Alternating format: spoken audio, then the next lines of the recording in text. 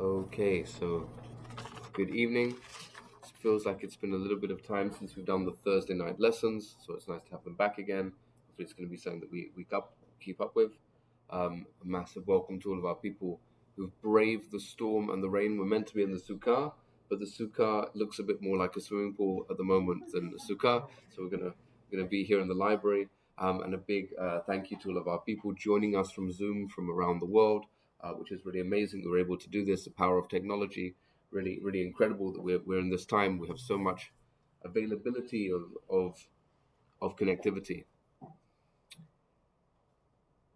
Chol HaMoed is this strange time sandwiched in between Yom Tovim, and we really only experience it on Sukkah and on Pesach. And every year, believe it or not, despite how many times we give shirim about Chol HaMoed, we get the same questions that come up again and again and again. Normally the same halakhic questions: what can I do? What can't I do? What's permissible? What's not permissible? But also, what do I do? What's the purpose? What's the point? Let me reframe the question. On Pesach, it's immediately apparent what we do.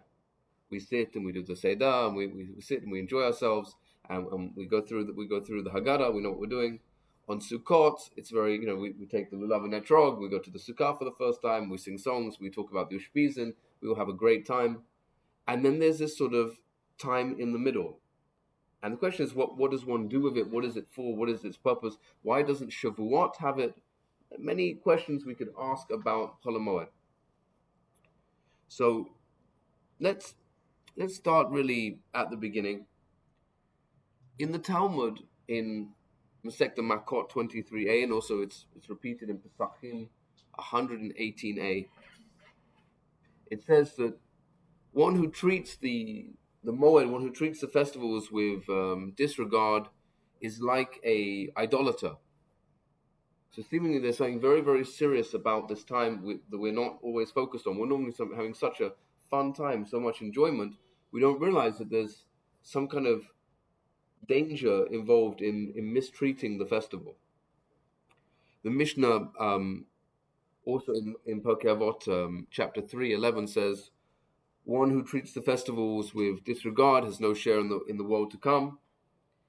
And it seems that Rashi has the understanding there that by performing malacha, treating those days as we would a normal weekday, not being stringent in regarding eating and drinking, these are the ways that we disregard the festival, because we're not accustomed to thinking of Chol HaMoed as stringent as the festivals itself. We understand it's not the festivals, and so there's a tendency within people to treat them with a bit of levity, lightness, when in fact the opposite is true.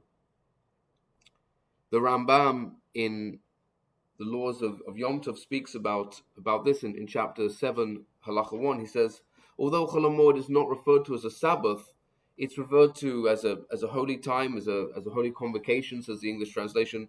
And that was a time when the Hagigah sacrifices were actually brought to the temple. And it's forbidden to perform labor during this period. So these days don't get considered an ordinary weekdays that don't have any holiness at all.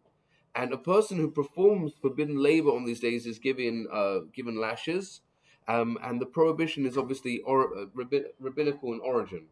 So immediately we understand, as soon as he says that somebody, as soon as we understand that somebody is given lashes for not keeping Chol HaMoed, we know immediately that we're speaking about a rabbinical offense that we're talking about.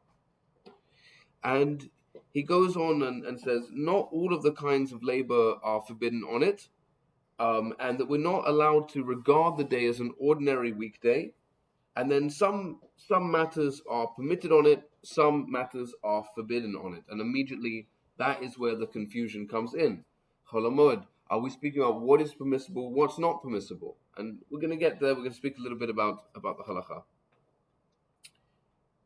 In the Jerusalem Talmud, in Moed Katan 2:3, Chazal expressed the sentiment there that work is prohibited on Chol HaMoed so that people have time to dedicate themselves to learning Torah and to celebrating with food and drink. As I'm going to say a few times, our lives are incredibly convenient. When we want to eat something, we go to the supermarket. Although I don't know if anyone has noticed this. Just sorry to get distracted. It's my job as a rabbi to get distracted professionally. So you go to the supermarket and you buy your apples and they're wrapped in plastic, and you buy your rice and it's in a big plastic bag, and you go and you buy your bread and it's wrapped in plastic. And when you go to the checkout, they're not allowed to give you a plastic bag because it's bad for the environment. That's a thing that I come across all the time. I always wonder about this, like where we're going with this thing. But our lives are extremely convenient, and we do not have agricultural lives. Everything in yesterday that was designed to be done was very hard work. So if you wanted to have rice, you had to irrigate the paddy, and you had to collect it, and you had to harvest it, and you had to winnow it, you had to dry it. All these things that we had to do. There were no combine harvesters. There were no electronic eye sorting machines to check what rice is good and which one is bad. Everything was done with one's hands. Of course, that meant that people appreciated things a lot more because they had less and they had to do it with their own strength. And today it means we have a lot more variety of things that we can have and we can have access to. And that's also an amazing thing. It's an amazing thing. But it draws its own problems. The prohibition of work on Chol HaMoed is different from the prohibitions of festivals and Shabbat. And if you go and take a look at the Mishnah Berurah's introduction to Orach Chaim, chapter 530, it speaks a little bit about what kind of things are forbidden to do on the Moed. Let's take a look at some of them. So there's a Davar Ha'avid. So this is work that's done to avoid a loss. It means that there's going to be a big loss if you don't do it. The classic example is if you have a field that has to be irrigated. You can think of many, I'm sure, things that need to be irrigated, constantly watered. And if you're not going to do that, then they're going to get destroyed. It's going to be a massive financial loss. How that works exactly with house plants and with potted plants and for example, if you have a greenhouse and things like that grown for your own benefit. Interesting questions. Hopefully we can see maybe at the end we can answer some of these. But at the moment that we can sort of draw a classic idea that if you have the business meeting coming up and you've waited all year to get the CEO on to get him to fly into the country, and you've got to meet with him, and if you don't go to this meeting, you're going to lose everything. That could be considered perhaps a davar ha'avid, that you're going to lose out on that incredible opportunity, and the opportunity is going to get lost, and it's not necessarily going to happen again. However, many things in our lives are not like that today. We don't really have these things like the irrigating pitch. Another thing that we're allowed to do is anything that's called Chol HaMoed. Anything that you have to do for the festival itself. For example, let's say, by the way, if you're from England, then you know that this is entirely possible, that it's the second day of Hag, and a big wind comes and it knocks down and blows down your sukkah. So now you don't have a sukkah, so you've got to rebuild the entire sukkah. So that, or let's say, for example, your children decided that they would love to make you some delicious lemon and honey tea, and instead of using the lemon, they chopped up your beautiful etrog that you spent a lot of money on and put it in your tea. Perhaps the plot of a famous Israeli movie that many people have seen called Shprizin. So then I'm allowed to go out and buy a new etrog because I need it for the Hag. And it could be said that, for example, let's say I'm suddenly having more guests than I realized, and so I go out to the supermarket. I'm involved with buying commodities and things like that, all the Chol HaMoed, because I need to have things in order to celebrate the Hag with, and so therefore we can understand that there is But that's not work. That's just buying things. But it's true. You're right, Izzy. But normally on Shabbat or on Yom Tov, we would not be allowed to go to the shop. If it was Shabbat day and suddenly you tell me we have 20 extra guests, I can't go to the shop and buy them. I can't get So Chol HaMoed is not Shabbat, and so there's a general leniency there. However, if you're buying things because you want to buy them and they're not necessarily for the Moed, you're buying them because you want to stock up on rice and things like that, because you've got a bunker, you're expecting a nuclear apocalypse, so you have a little bunker under your house. This is very popular in America. Apparently, people do this. They're called preppers. They do this. So, you don't want to do that during the Moed. You want to be focusing on buying things that are the Chol HaMoed. They're for the Hag itself. This is another one which is a little less common in our time. Vishpor she'en lo ma'yakel, which is work which is created for a day-to-day laborer. So somebody who works basically day-to-day, and they make whatever they make to have enough food to eat. Now, in the Philippines, we have lots of this. It's well known. Obviously, me and my wife were in India before. There are people whose livelihood means that they go day to day, and whatever they make, that's what they have to eat. So somebody who lives like that, who's a Jew, and that's the way that they're able to look after themselves. So they will be allowed to work even perhaps their normal job in order to survive during the Moed and to look after themselves. Obviously, on Shabbat and Yom Tov, they would not be allowed to do that. But if they work, let's say I don't know, there's many good examples. There are people, for example, street food vendors and things like that, who this is their entire livelihood, is sort of being on the street to be able to catch the different customers. So those people who work day to day to have enough money to eat, they're going to be in this category. And obviously, Lo Elena, we should be spared this plight. But it is nonetheless a reality for many people around the world that they are day laborers. Whatever they make, that's what they've got. A much more complicated one is Zorche Rabim, which is public needs. Let's say I give a couple of examples. This whether this one normally throws people. Let's say the mikveh breaks down. The pump of the mikveh is no longer working, and now it's going to be an entire thing to call out a plumber and a construction thing and to do all sorts of things that we wouldn't normally want to do during Chol HaMoed. But in order that we have a kosher mikveh that's able to operate, it's needed for the public usage that we can do. And things that might be included in that. For example, you have a burst water main, and if you ever get a classic burst water main, and it needs to be fixed, and so you need to do the work that's needed to do that. It could be that there are other things. You can have a problem in the public thoroughfare. You could have a broken street. There's many things that might be for the need of the public that we have to suspend what we're doing on the Hug for their benefit.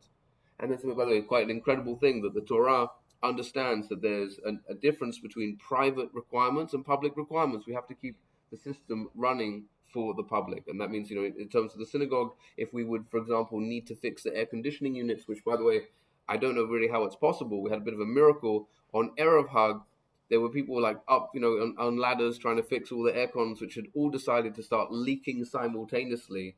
It kind of felt a bit like crossing the Red Sea going in there. You kind of walked in, there was water everywhere, and we worked up until just before Erev Hag to fix the air conditioners. Now, had we not been able to do that, we would have been able to fix it during Chol HaMoed for the needs of everybody to be able to enjoy the sukkah and to be able to enjoy the hall where we've been eating. Okay. Now, the classic that we know we can do, and this is where the confusion really comes in, is the Maaseh Hediot. Simple things. What do I mean by simple things? Turning on a light switch. Normally on Shabbat Yom Tov it would be a question, turning on a light switch, lighting a candle, all these kinds of things which do not require any special skills. Although how some people manage to mess up lighting their candles every week, that's a different thing. But simple actions that we understand everybody can do, everyone can do them, even though we can't do them on Shabbat Yom Tov. Now it's not so much of an issue because it's simple things that everyone can do. They might be forbidden on Shabbat Yom Tov, but now everybody can do them. So that's some of the things that we can't do. Always good to mention what we're supposed to be doing. Okay, we always say that Judaism is a lot of do's and don'ts. Essentially, we focus on the don'ts a little bit. So, okay, let's talk about the do's. So, first of all, Chol HaMoed was given for our enjoyment, and one of the ways that we specifically do that is by increasing food and drink. Aside from having meals that we're obliged to do, either in the sukkah or now when it's like thunderstorming and pouring outside, not doing in the sukkah, we should try to have special dishes and special drinks that are just for Yom Tov. I'll give you an example. If you have an option to buy, one kind of wine and a better kind of wine that you don't normally have is available, so you, within your means, whatever's logical for you, you go for that nice wine. Or, for example, many communities develop special dishes just for the Hagim. And this is something that is really special, especially if you look at a Jewish cookbook. Sometimes you can see that there's special dishes that Jews eat just for these festivals. And we were very fortunate to travel around the world and try many different things. And many communities are fiercely proud of these dishes that they eat, and it's an important thing. I guess the general prescriptions is that these are things that we aren't going to be having on a normal weekday. So many people are accustomed to eat fish, to eat wine, to drink wine, to eat meat, things like that, that they wouldn't necessarily do. And if they do eat fish and eat meat during the week and drink wine, then the idea is to do something that's special or more elaborate, more extravagant, again, all within one's financial means. We see from Hazal itself and from many actions of our rabbis that this is a special time to be learning Torah. And we know that our lives are very busy. It feels like we're constantly at work because even if we leave the office, we have the telephone. Our work comes with us. It comes with us home. We get in the car. We're still in the office. We try to go to sleep. We get a notification. We're constantly at work. So the idea is that during Chol HaMoed is we have a little bit more time to learn Torah. And as much as that, they also say that as much as we want to focus on learning about the festival or about the holiday itself, reading the parsha about it, reading up on halacha about it, coming to the synagogue on a rainy night to hear a bit about Chol HaMoed, things like that.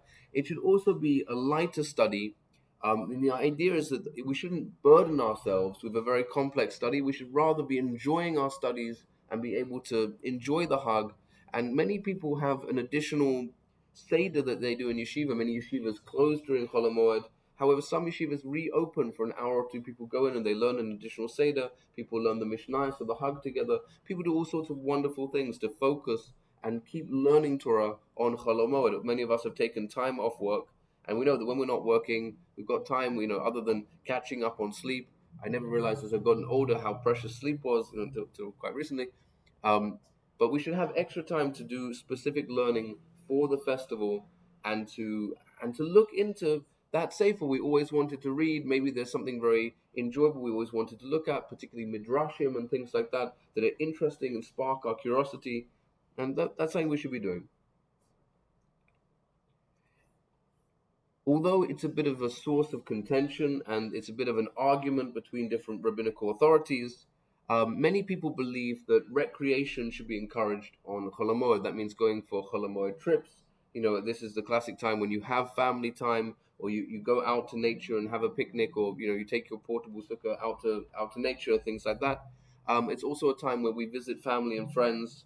And in Israel, particularly, we go to see each other's sukkahs. I know we don't have that so much, but actually in the community this week, we've been doing a little bit of that. We've had a few sukkah parties. People have been going to different things to see people's different setups and what they do. And whether or not people are so pro or anti the Chol HaMoed trips that people seem to enjoy, I think that's a major part of what the Moed is about. It's about family, it's about community, it's about having time with the children. We know that these days it's very difficult to have that focus. School has become online as well as work being online. So you're sort of in the same room on different screens in different worlds, and it's nice to push pause on that and to be able to go to the park and spend time with the kids, learn Torah with the children, have beautiful meals together. I was actually we had a tour at the synagogue today. Actually, we had a Christian church that came, and they came to see a synagogue. It was a very nice thing. They came on a Thursday when they came, and Filipinos who are very, very pro Israel and very proud of the Philippines' role in saving many Jews during the Holocaust and things like that. And one of the things that they said is, why the Jews have such strong families? It's because you're always sitting eating together. So that's a big thing. It's a big thing for families to not be like, hey mom, how was your day? But to put the device down and be able to have focused time when you're interested in people's lives, the lives of people's around. Well, how are you? So often when we greet people, it's like, how are you doing? It's like, I'm good. How are you? I'm alright. It's a terrible habit to get into, because when someone asks you how you're doing, they mean, really, how are you? Like, tell me what you're up to at the moment. Tell me a bit about how we can connect together. We can have that human experience. So Chol HaMoed, though, as much as we see that it is, there is time for rest, there is time for special meals, time for learning, it's not really a holiday in the same sense as a vacation. And it's for that reason that the sages gave these protective fences to it. And it's important that we realize that these basic restrictions that we have on work, although they might seem a bit trivial to us, they're very important. And the reason that we have this experience is because of what I was saying. If you imagine something like laundry, laundry is the one that most people know that they can't do on Chol HaMoed. There's ways around it. If we have children's clothes that need to be washed, if we have underwear that we wear every day that needs to be washed, things like that. But if you imagine what laundry looked like before the Industrial Revolution, it didn't look like it does today. Today, kind of walk up to the machine. If you're like me, you don't touch the machine because it spits at you and it shouts at you and it does all sorts of beeping things. I actually, not so technologically advanced with the washing machine. I actually broke a washing machine once. I bought a washing machine in Israel and they put it in. I pushed the on button and it started churning and shouting and jumping and banging apart and destroyed itself. It turned out that they had sort of screwed in these things in the back of the washing machine that they put in there just for stupid people like me who don't know that you have to unbolt these things before you use it. There's no instructions to say that. I don't know if anyone's had that. No, it's just me. Okay, that's fine. Very good. Okay, but laundry used to be a real all-day physical affair. Women used to have to have to put the clothes into the lye, the mixture of water and lye, take it down to the river and scrub it out, and then they had the racks and things like that. This is not pushing a button on okay, laundry, it's done. Beep, automatic. It didn't look like that. It was tough physical work. In fact, if you go to rural parts of the Philippines, rural parts of India, you can see them washing these clothes like that today. And these women, they pack a punch. You don't want to mess with these women. So we live in a time with all this mechanical assistance, and there's many things on Chol HaMoed that we don't do that would have in yesteryear been very, very complicated. And for us, that's one of the main reasons it seems so simple. So, well, why do I can understand, Rabbi, that going to the field and getting the hoe and cutting down all the wheat or getting the rake and doing all that kind of work I can't do on Chol HaMoed. But sending the email, it doesn't require any real effort, especially if you make as many typos in the emails as I do. It really doesn't require so much effort. But nonetheless, the sages made certain takanot that prevent us from overstepping and treating the Chol HaMoed like it's a normal day. And for us, we have to be especially careful with Chol HaMoed because as much as our lives have become so much easier since the Industrial Revolution, we've also sort of gained a certain insensitivity to it. We don't really realize how much it takes to do something. I had a wonderful experience. I went to see some handmade wooden furniture being made. And if anyone's had this experience, they were making beautiful chairs, and I was watching the craftsmen work. And to make something simple like a table, like a chair, there they are, they've got their chisels out, and they're working very slowly and methodically and making the grooves and things like that, and they're stretching out all the bamboo to make the slats and everything like that. And now today our chairs, they're these Keta plastic chairs. They're formed in a vacuum press, and you make another one, you make another chair, and you turn your attention to a chair that takes potentially, hundreds of hours of hard work to produce. So for many of us, we're living in this understanding that Chol HaMoed seems strange, and many times this casts a light on why we struggle a bit with Shabbat. It's because we're living in the after effects of this industrial revolution where we don't really understand what hard work is anymore. We don't really understand what it is to have to go down to the well and draw the water and bring it up. And anything that you want, if you want clean clothes, you've got to use lye. If you want to color your clothes, you've got to bleach them and dye them, and it's an entire you can't just go onto Lazada or Amazon.com and order something. Anything you want has to be specially made, and we suffer from this understanding. We suffer from this basic lack of understanding of what it takes to get stuff done. It's a problem. It's a big problem in our lives because when we look at ourselves spiritually, we have the same experience. Oh no, why aren't I growing? It takes time. It takes time. It takes hard work every single day to grow. It doesn't happen automatically. And so people get very frustrated. It's a bit like someone who goes to the gym and they start off with like the 5 kg, and after a week they say, I still can't lift 50 kg. This is ridiculous. I give up. It's pointless. I'm never going to get there. I'm still on 5 kg. How am I going to get to this 50 kg weight? The intelligent person understands that it's a long process. That it's a process of becoming, of growing. It's a bit like that with music. When you sort of seen these incredible musicians dancing all over the instrument, and you're still like, hang on, no, Okay, no, forget this. And if you give up, then that's as far as you get. And if you slowly play your instrument every single day, you become astute, you become faster, you become more articulate with it. And this is the same, by the way, in almost every area of our lives. It's one of the main reasons that many of our relationships break down, is because you can't control alt delete your mistake with your relationship. So, oh, I said the wrong thing, undo, edit, undo, whoops, sorry, it doesn't work like that. And so when we do damage in our relationships, which by the way we all tend to do, especially with our mouths, which we have to learn to control, we have to learn the art of undoing things, the art of positive speaking, the art of creation of a family unit that is not easy. It's not automatic, and it's not like painting, watching paint dry. It's not this automatic experience. It requires hard work and consistent work. A bit like we've got little Alani learning to walk right now. I don't know if anyone's seen him walking around. It's very sweet. He kind of walks, and then he falls over, then he cries, and then we pick him back up, and he walks a bit, and then he falls over. And this is going to go on for the next few weeks, next few months, while he develops that coordination, while he develops that balance. And when you watch children learn to walk, it's okay, oh no, okay, we pick them back up, and we keep going again. And that patience that we have eventually ends up with a child who can run and can dance and can do handstands. And if you have boys, then can do all sorts of nonsense off the table and hurt themselves and things like that as well. Let's take a look at something else. The Rambam in Laws of Yom Tov, chapter 7, halacha 5, says the following. He says, when a person must sew a garment or build a structure during Chol HaMoed, if he's an ordinary person and not particularly skilled in that thing that he's doing, in that specific labor that he's doing, he can do it in an ordinary manner. That means, if anyone's ever seen my sewing, by the way, my sewing is not very good, then you should know that just try. Okay, I have to put a button on. I think I know what I'm doing. I can do it. But someone who's a tailor, it's a different matter. And he concludes by saying, however, if he's a skilled craftsman, he must deviate from his ordinary practice and perform the labor as an ordinary person would.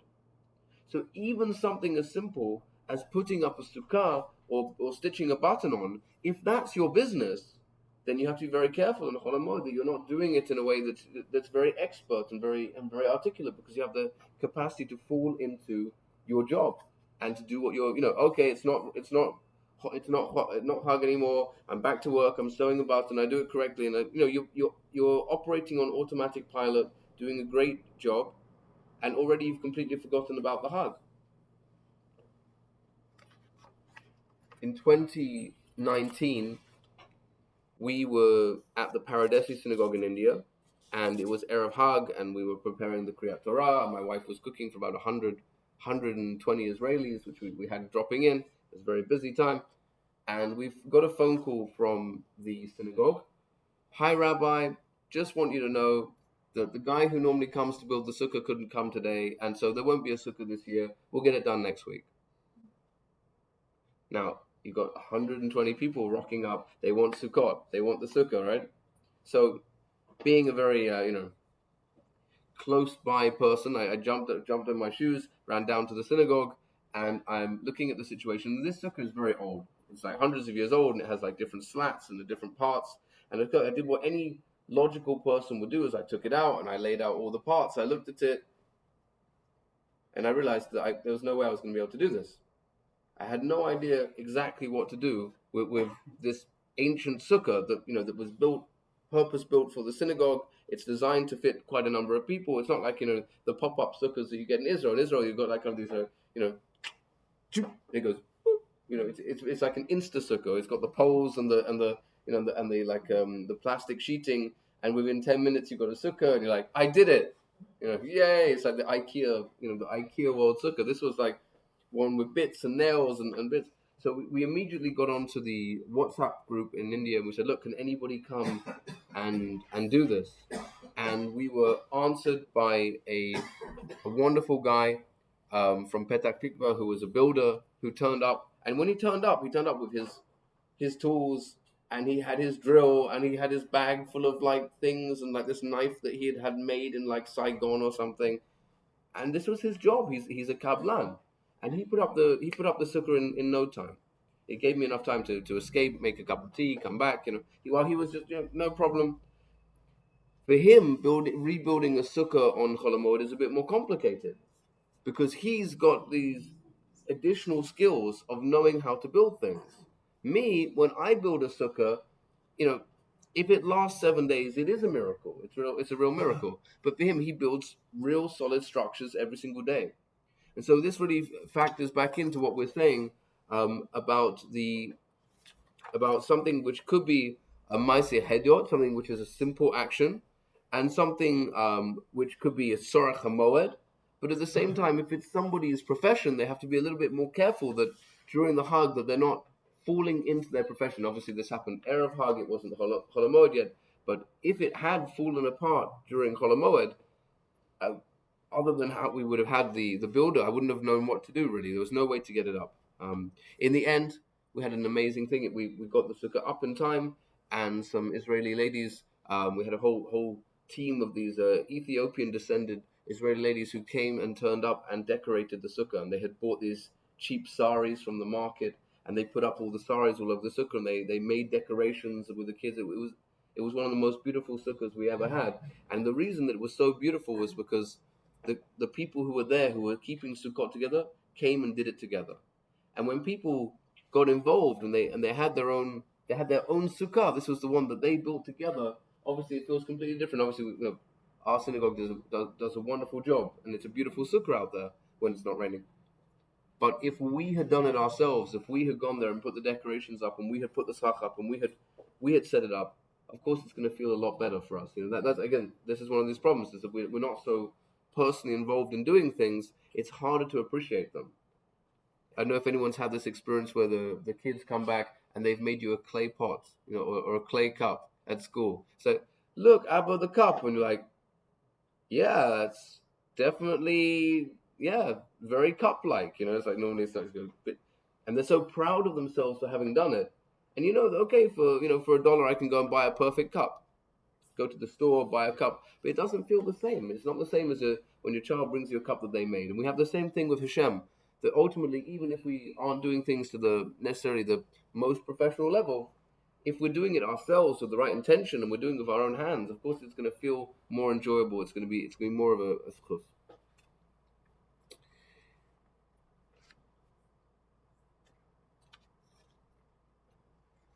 I mentioned at the minyan a few days ago that somebody who's traveling in Talmud Sukkah 26a and in Shulchan Aruch 640, someone who's traveling, who's on the road, is exempt from having to eat in the Sukkah.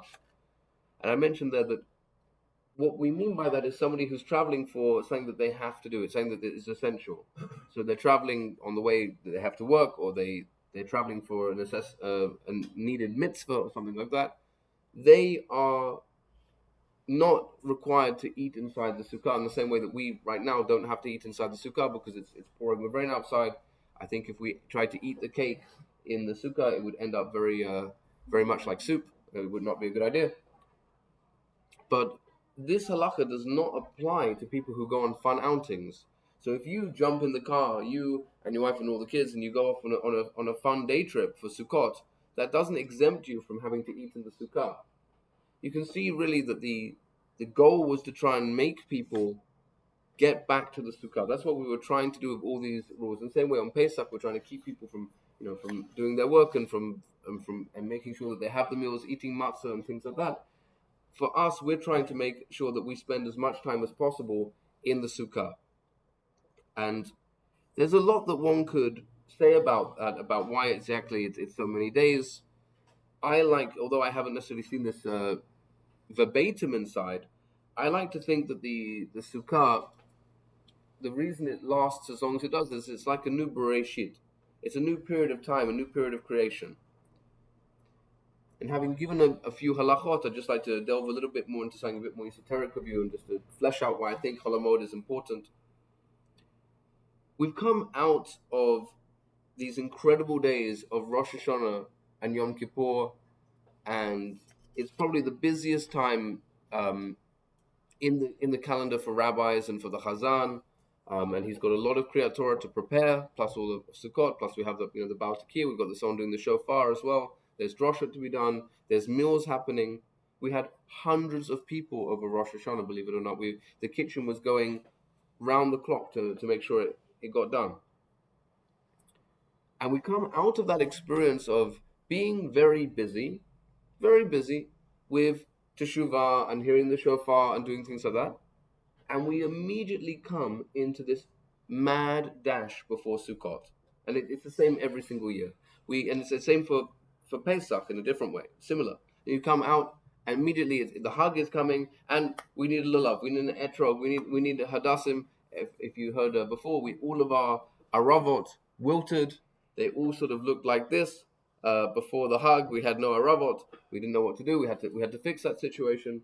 And so immediately as we come out of Yom Kippur, we go into industrial turbo mode. We're on turbo mode. We have to get the sukkah up. We have to get the minim together. We have another set of meals. I don't know exactly how the kitchen copes with this situation. They must think we're crazy, but I'm pretty sure if they've known us for a bit of time, they know we're crazy.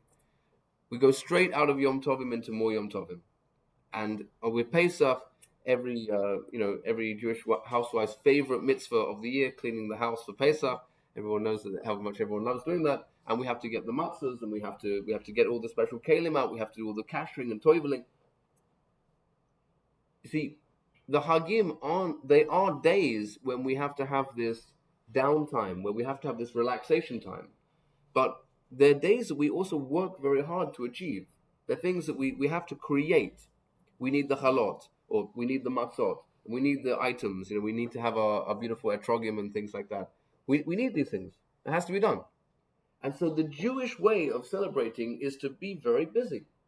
This is our busy time to get our hands dirty. And that's why it's a bit like a Maaseh Bereshit. It's a new time of creation where we build this new reality, this new Tevat Noah, the new Ark of Noah. And in our case in Manila, when it's raining so hard, it really does feel like it really feels like you could be washed away with Noah out there. But it's a very sacred space. It's a space that we have where we can go to basically have our own private reality with Hashem. And people's sukkahs is a place where we're going to have our family meals, where we're going to have our community meals. We're going to bring every day I've been taking my sforim out there and learning a little bit in the sukkah. And we're able to connect to having a special space. And this world, as we know Hashem is called Hamakom, that He created this world as a space. And that's another micro space. It's a space that we create. A bit like Hashem creating this world, we create that little world and we fill it. We fill it with good food, we fill it with songs, we fill it with Torah, we fill it with nice words. There are many sources that say that one should be very, very careful, not only about what one speaks about in the sukkah, not to speak in ways that are maybe disrespectful and things like that, but also to guard one's thoughts, to make sure that we treat the sukkah with a great degree of holiness and sanctity. There are some Hasidim who believe that it's so holy that one shouldn't sleep in the sukkah. A few different sects actually. That being said, the halakha peshita is that one should. It's a different subject matter entirely. Many of our greatest rabbonim did everything that they could to maximize the amount of time that they would be in the sukkah. So you're going to take a cup of tea, so you take a cup of tea in the sukkah. If you're gonna sit somewhere and chat with your friends and have a cup of coffee, you're gonna do it in the sukkah. A special place that we create, a special space that we create in order to dwell within. And for this reason, during Chol HaMoed, we have time to reflect on this concept of creation. Because ultimately, what are we creating now? We're creating ourselves. We've come out of Rosh Hashanah and Yom Kippur. Hopefully, we've redefined who it is we are, where we want to be, where we want to go. Perhaps we want to break some bad habits that we've got used to doing, and perhaps we want to create some new positive habits that we maybe aren't so often doing. Hence why it's very easy to fall into bad habits. On Yom Kippur, we come forward and we say, you know what, Hashem, all those things that I did negatively, I want to leave those behind. And so the first mitzvah, so to speak, coming into the year that Hashem gives us is, let's create a new space together. You build a space. And you build a space correctly and the Shekhinah will dwell there. All of the mitzvot, aside from being practical things that we have to do, they also come to teach us deep metaphysical ideas. I've decided, okay, I'm a new person, I regret what I did, but the work is still there to build the space and to build the person and to create the person that we're trying to be. And that takes a lot of hard work.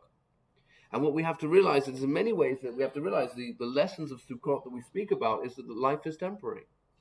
Life is very, very fleeting. And we're in the hand of Hashem the entire time. At any time, we could be washed away by a storm. We could get sick. We've seen how much in the last few years our lives have been so deeply affected by a virus. Financial world goes up and down. Anything can happen. And hopefully we're learning not to take the people in our lives for granted because we believe that they're going to be there tomorrow. There's a thing that everybody has a munah that the sun is going to rise tomorrow. I believe with perfect faith, it could be an animamim. We could add it to the animamim. I believe with perfect faith that the sun is going to rise tomorrow. Great. But if you think that that's true of the people that you love and they're in your life, then you have very little life experience. Real life experience comes to show us that life is incredibly fragile, that things change in an instant, accidents happen, companies go bust, marriages fall apart, things happen. People get married, good things happen too. It's not all bad. It's not all doom and gloom from the rabbi. But we understand that this life is very temporal, it's very fleeting. And the sukkah comes to teach us this. Even, the richest man in Israel, he dwells in a hut in Sukkot. He can get wet. He's at the mercy of the elements. We're all, so to speak, equal in that regard. And the big lesson of Yom Kippur that we say is that we're going to decide who's going to die and who's going to be born this year is all going to be decided now. Who by fire, who by water. We say these prayers. Sukkot underpins that. This is the harvest festival. This is where we look at what we've got. We bring it all in. And hopefully, with these kinds of ideas in mind, we can sort of pull it together to understand that the need for us to realize that we are building a temporary dwelling in this world. That's actually what we're doing. We're not building a temporary dwelling for ourselves. We're building a temporary dwelling for Hashem. I can only make a temporary dwelling because I'm only a little limited person. And so we know that Hashem, so to speak, only exists in the 4 cubits, the Daled Amot of Halakha. And that's how we express ourselves, by creating a halakhic space as a mechanism for remembering that we have to be builders. We have to be active builders with our relationship with Hashem, with our relationship with Torah, with our relationships in general with people, with those people we love. And it's not easy. It's not easy. If it could be done for us, wouldn't it be great if you could lazada your relationship back together? Wouldn't that be great? Got that. Very good. I said, okay, well, I want to become a more refined person. Well, I'll just download the right driver for my soul. Soul 3.5. Okay, very good. Downloaded the driver for that. Got the new app for my neshama. But that's the illusion that we're living in. The people who had the real Chol HaMoed, who knew how to do laundry, they knew everything was hard work. They knew that everything was a struggle. They knew that if you wanted something, that you had to do it with your own hands. And so I leave us with this idea that we're moving towards a brand new year. Very soon we're going to be plunged into not really having much to do until Hanukkah. We're coming out of Sukkot now. We've got the last days. We really got a chance to infuse ourselves with light, to make sure that we're not just coming to shul, sleeping in the rabbi's drosha, eating some nice food and going back to sleep. But then we make some time for learning, for connecting, for making time for our families. This is it. This is what we have. To try and remember the lesson of the Sukkah, that life is fleeting, that we only have what we can build with our own energy, our own hands. In Mirat Hashem, that we can understand that Hashem gave us a time period to reflect on these ideas. We're not just waving the lulav every day. We're meant to be understanding something from it. We're not just sitting in the Sukkah, back in the Sukkah. We're meant to be gaining something from it. And it all comes from when we decide to put our energy into things, where we decide to put our will, to put, as we call our ratzon, as we call it, to try and put our energy to create the spaces that we want to build in our lives. And hopefully this year we're moving towards really good things. Everybody's moving towards really great successes, to profound moments with their families. Everyone's going to have success and blessing and good health and parnasa. And we want that for everybody. But we know that the way that we're going to achieve that isn't just that it's going to pop out of nowhere. And by the way, this is why Judaism emphatically always rejects this notion that everything's done for you. Someone did it for you already, or it's really easy. Just push the button. We hate that idea. Jews are allergic to that idea. The get rich quick scheme. Jews are allergic to that idea because Jews know that everything is required hard work. We know that. Someone, when they have a Masechta, someone comes and says, I completed a section of Talmud, you know that they put the work in. They sat every day and they did it until finally they got through it. That's why we have a That's why we have a celebration. It's not that they completed a book of pages. It's because they had a mastery of self, that they put their mind to overcoming something, to putting their time into something. Anyway, with that in mind, I hope that all of us will have wonderful last days of Hag, that we'll have a lot of simcha, we'll have a lot of bracha, and hopefully we'll take something out of it more than just sitting and eating in the sukkah, but something that's transformative and as well. Hag Sameach.